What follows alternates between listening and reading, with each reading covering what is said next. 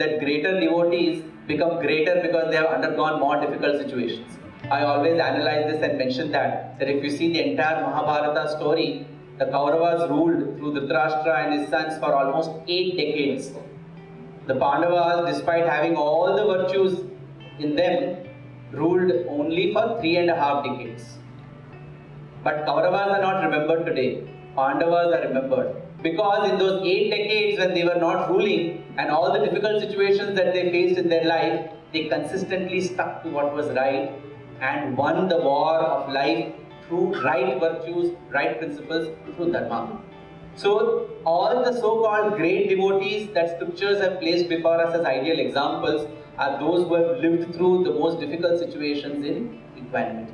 And there's a very nice example which was presented by our students in the convocation drama in 1999, and I'll narrate that story. The story is of the Mahabharata, and the story is of Krishna and the 5 Pandavas. When the Pandavas have accepted exile after losing the game of dice, Krishna comes to bid them farewell and says that I am giving you a secret formula.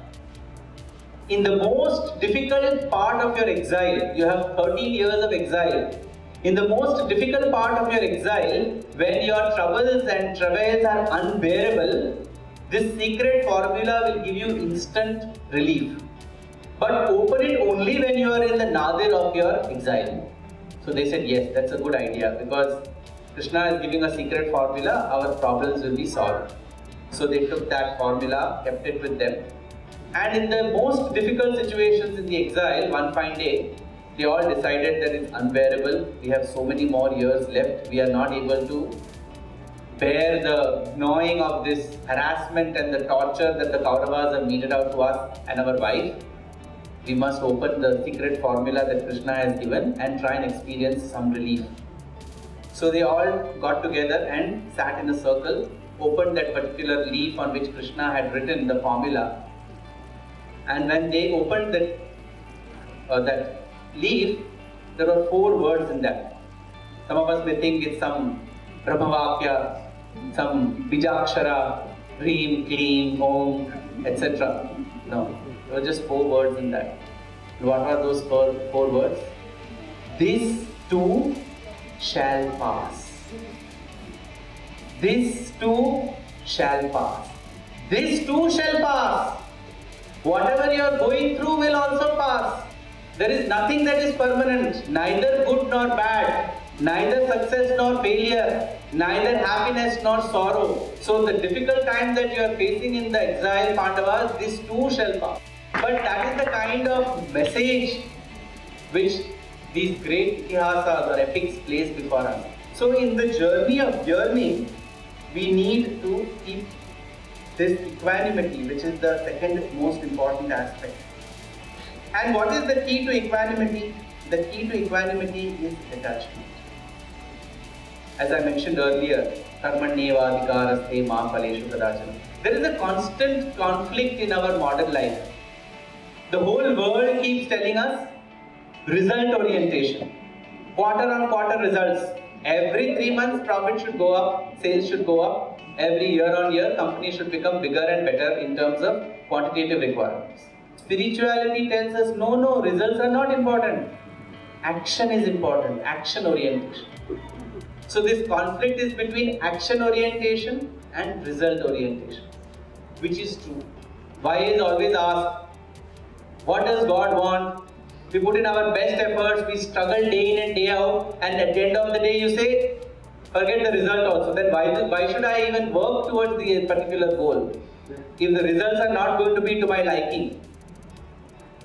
But the fundamental difference there is, why does the Gita say that action orientation is important and not result orientation? Because the result is not in your hand. It is a misnomer that result is directly proportional to the action that you are putting. Result is an outcome of several factors that affect the action and the activity that you are undertaking. That's why it is said that result is in God's hands. Then what are you judged on? You are judged on the action that you do. Because only the action is in your hand. Only the capacity to act in that particular situation is in your hand. not what comes out of that situation. Because what comes out of that situation that God is going to give you. Then why are you worried what was the outcome? What you have to be satisfied or dissatisfied with is whether you have put in your best efforts. Because that is the parameter by which you are going to be judged. This is the fundamental reason why we do not maintain equanimity. Because we are worried about the result. That which is not in our hand. But if we worry about the action which is in our hand, then we will be equanimous in all situations because we are not going to be worried. Lakshmi Aunty doesn't need to be worried what will happen at the end of the retreat, whether it will go well or not. She and her team have put the best efforts to put together a wonderful retreat where we had such a great participation over the last 2 days. Then you have to be equanimous because your whole objective is to do a good job which you have done. The outcome is not in your hands. So equanimity directly comes when we follow this fundamental principle which we keep parroting again and again. Even 4th class kid will, 4-year-old kid will say, Karmanneva adhikaraste ma phaleshu kadachan. This is the meaning of Karmanneva adhikaraste ma phaleshu kadachan. And then we talk about detachment. Detachment is not about giving up attachment to actions, people, everybody.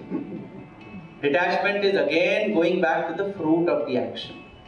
Fruit of the relationship, fruit of the activity, fruit of the profession,